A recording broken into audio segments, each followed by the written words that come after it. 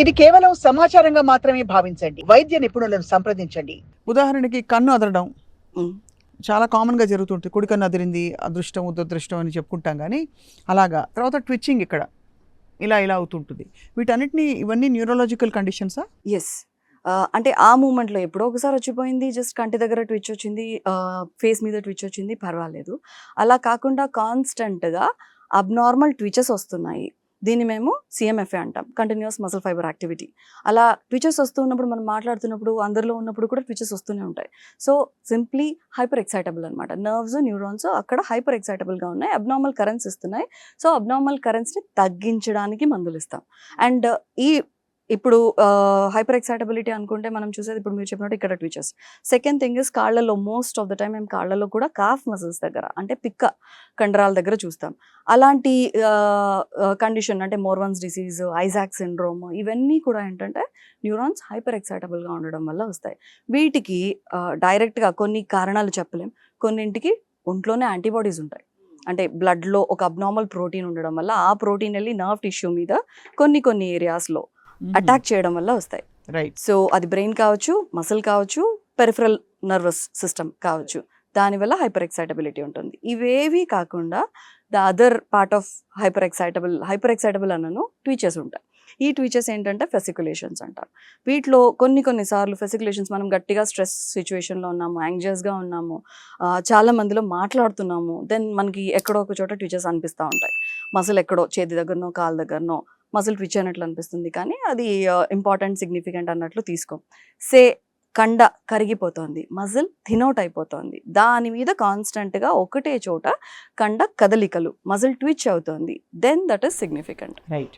కండ చనిపోయే కొద్దీ, కండ ఎందుకు చనిపోతుంది అంటే దానికి సంబంధించిన నర్వ్ ఫైబర్స్ ఏవైతే ఉన్నాయో, న్యూరాన్స్ ఏవైతే ఉన్నాయో, అవి మెల్లమెల్లగా చనిపోతూ కూడా పోతాయి కొన్ని కండిషన్స్లో. అలాంటి వాటికి ఈ ఫెసికులేషన్స్ విత్ వేస్టింగ్ వస్తాయి. అసలు నర్వస్ సిస్టంలో సమస్యలు రావడానికి మూలం ఏమిటండి?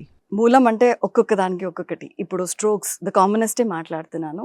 క్లావిక్ క్లాట్స్ అంటాము. క్లాట్ రావడానికి కూడా కారణం ఉంటుంది కదా. క్లాట్ రావడానికి కారణాలు ఏంటయ్యా అంటే మనకి షుగర్, బీపీ, ఒబేసిటీ ఉండడం, లేకపోతే అబ్నార్మల్ బిహేవియర్, లైఫ్ స్టైల్. అంటే హార్ట్కి మనం హార్ట్ అటాక్ కోసం ఏవైతే చెప్తామో reasons, the same brain stroke is all about blood వెజల్లో క్లాట్.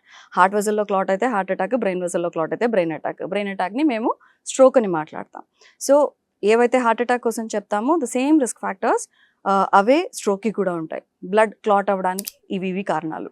కొన్ని కేసెస్లో సిఎన్ఎస్ వాస్కులైటిస్ అనుకుంటే ఆటోఇమ్యూన్ కండిషన్, కొన్ని ఆటోఇమ్యూన్ కండిషన్స్ ఉంటాయి. ఆటోఇమ్యూనిటీ అంటే మన నాడీ వ్యవస్థకి సంబంధించి కాకుండా ఇన్ జనరల్ ఇమ్యూనిటీ ఏదైతే ఉంటుందో, వ్యాధి నిరోధక శక్తి ఏదైతే ఉంటుందో, అది మనకు హెల్ప్ చేయాలి.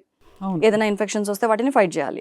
అలా కాకుండా ఇది ఏంటంటే మన ఓన్ బాడీ టిష్యూని డైరెక్ట్గా అటాక్ చేస్తుంది.